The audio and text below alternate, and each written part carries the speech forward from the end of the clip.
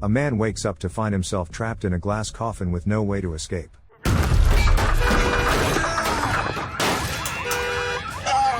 Jeremy Raines, a special agent with the U.S. Secret Service, wakes up in a glass box. At first, he thinks it's some kind of elaborate prank from his friends, but the grim reality sets in when he realizes he's been kidnapped by terrorists. The first thing Jeremy notices is a timer with just over 3 minutes left. He desperately tries to escape, but the walls won't budge. For a moment, he feels a flicker of hope, thinking this might be the work of his acquaintance Morgan, to whom he owes gambling debts. He starts shouting, calling out to Morgan, claiming he has the money and came to New York specifically to settle the debt. He begs Morgan to stop this madness, but there's no reply. As the initial countdown ends, a new 4-minute timer starts. At the same time, a radio in the glass box crackles to life. A panicked voice on the other end asks for help, saying he's trapped. Jeremy engages with the stranger, who introduces himself as Henry. Henry explains that he doesn't know where he is and that he injured his hand trying to escape. Jeremy learns that Henry is in a similar glass box with an identical timer. He reassures Henry that he's in the same predicament but urges him to stay calm. He promises that he'll find a way to get them both out.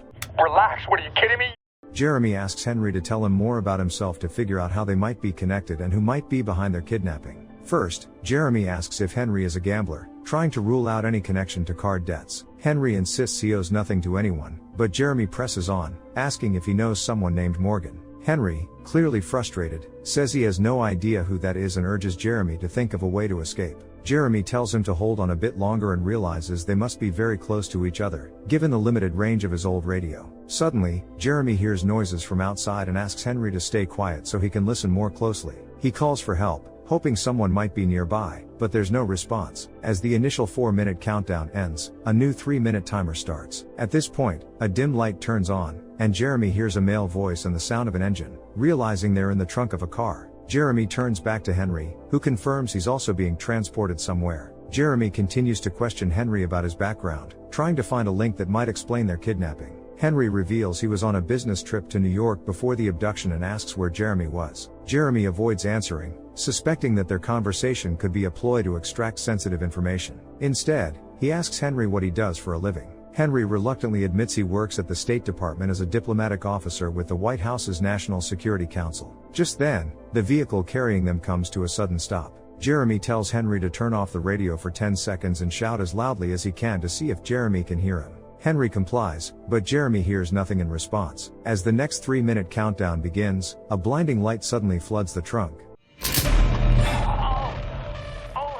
The men glance around and realize they're trapped in transparent boxes filled with wires and tubes. Jeremy spots a tube with a card inside, pulls it out, and suddenly the lights go out. Before he can react, a flashlight falls from the same tube. Puzzled, Jeremy turns on the flashlight and sees the card has a picture of the White House and a demand for the location of Roulette, the network of secret presidential bunkers. Henry soon calls out to Jeremy by name, which startles him. Jeremy points out that he hasn't introduced himself, but Henry insists he received a note with Jeremy's name and claims to know the answer to the terrorist's question. Henry begs Jeremy to give the kidnappers what they want because his wife and children are waiting for him. Jeremy, however, refuses to reveal a state secret. Henry continues to plead for rescue, but Jeremy suggests with skepticism that Henry might be the one who kidnapped him and is driving the car. Henry indignantly replies that if he were driving, Jeremy would have heard him. He insists that he's in the same dangerous situation. Jeremy, still distrustful, begins to carefully examine the box.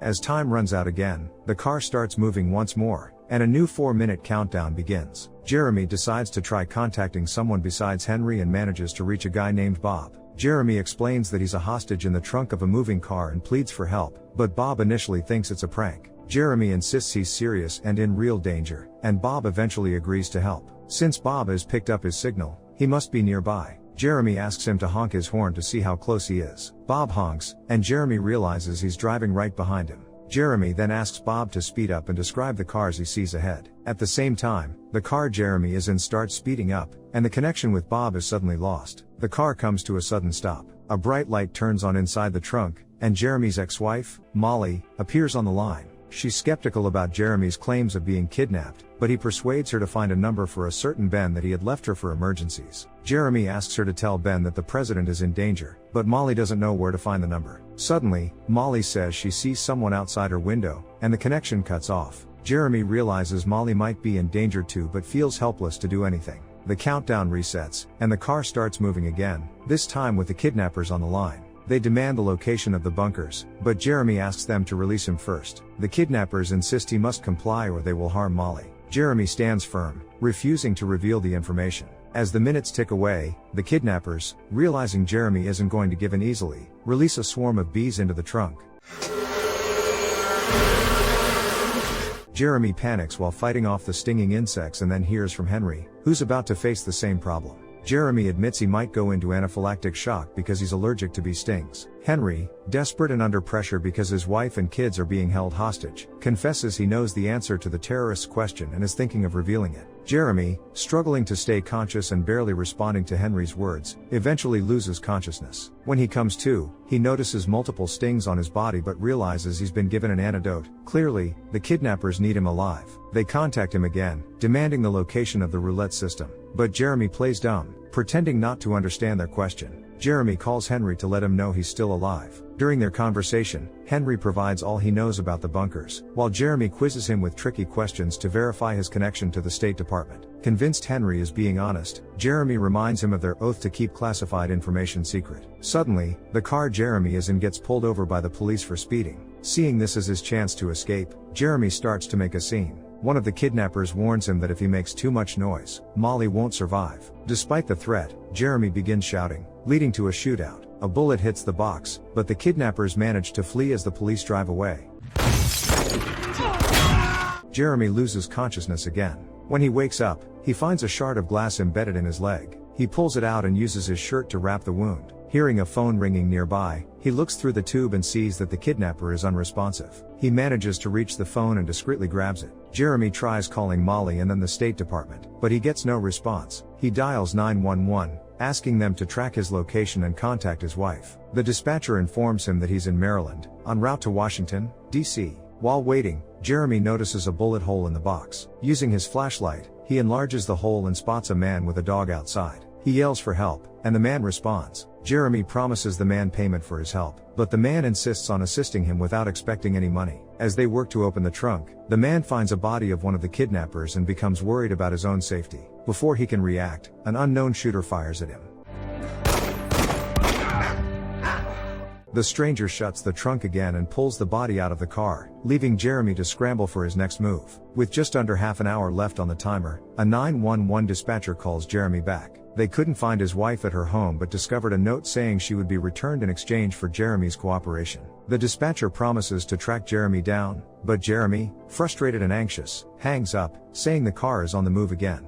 Henry calls back in a panic, telling Jeremy that his timer is about to run out and something terrible is about to happen. When Henry learns Jeremy has the phone, he asks him to call his wife and tell her he loves her. Jeremy agrees, but then he hesitates and decides to try calling his colleagues instead, though no one picks up. The radio reports multiple explosions around the city, particularly near government buildings, all caused by cars rigged with bombs. Jeremy decides to call Agent Ben Reynolds, who finally picks up. Jeremy explains his situation, and Ben reveals that several other special agents have been kidnapped in the same manner. Ben says he has to leave because another bomb might be about to detonate. Jeremy realizes with horror that he's likely in one of those bomb-laden cars. Molly then calls Jeremy, revealing that she's also trapped in the trunk of a car. She's confused and scared, and Jeremy explains that it's all part of a terrorist attack and he holds crucial information for the kidnappers. Fearing he might not make it out, Jeremy apologizes to Molly for his past mistakes, but the call abruptly cuts off. Henry calls again, desperate to know if Jeremy has contacted his family. When Jeremy says he hasn't, Henry pleads with him to do so.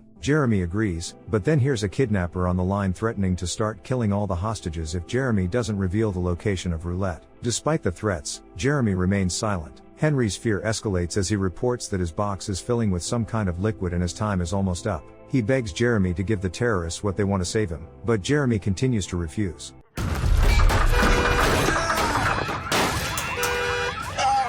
Ben gets back in touch with Jeremy, urgently letting him know that cars are blowing up everywhere and the agencies can't keep up with defusing them in time. He also admits he has no clue where the president is at the moment. Jeremy insists the president must already be holed up in one of his bunkers, which is why the terrorists are pushing for their locations. Then Ben mentions that the kidnapped agents might have the information and could have spilled it already. He presses Jeremy to reveal the president's location so he can check it out. This request sends up red flags for Jeremy, as he knows revealing such information is risky due to potential surveillance. Ben insists, stressing that Molly is in danger, but Jeremy responds by asking Ben to focus on finding her and bringing her to safety. At that moment, news anchor Jack Stern joins the call. He's live on air and wants Jeremy to share details about the situation. Jeremy criticizes Jack's show for fueling panic and aiding the terrorists and refuses to give any details. Suddenly, police cars close in on Jeremy's vehicle. One of them collides with Jeremy's, causing him to slam into the side of the box he's in.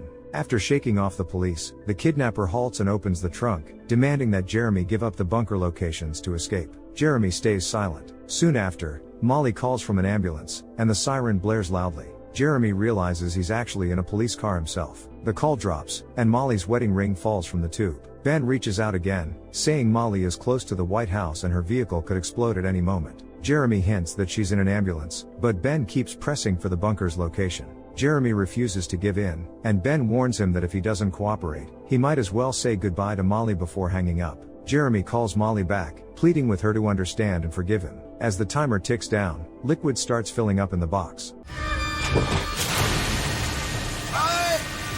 At that moment, Ben calls Jeremy again, claiming that Jeremy won't survive no matter what, but he can still save Molly if he reveals the bunker's location. Ben inadvertently reveals himself as the traitor. As Jeremy struggles to stay conscious in the filling liquid, he is suddenly freed. A man approaches him, and Jeremy grabs a gun from him, assuming he's a terrorist. But the man introduces himself as Henry, the same person Jeremy had been talking to. Molly and Ben soon arrive. Molly is unharmed, and Ben explains that the whole situation was a test and that Jeremy passed with flying colors. Jeremy is bewildered as he looks around and sees the team that staged his abduction. Ben explains that the test was necessary because Jeremy is being transferred to the Secret Service for presidential protection starting next month. Ben admits they might have gone a bit too far with the gunshot and that Jeremy will need to go to the hospital. Jeremy loses consciousness again and wakes up in an ambulance. Molly, who had been with him all along, reveals that she was paid for her role in the test and that the money covered all his gambling debts. As Jeremy looks out the window and sees the Washington Monument, he smirks. Molly asks if the bunker is really there, but Jeremy says it's not important anymore. Ignoring her curious gaze, he pulls out her wedding ring and asks her to marry him again.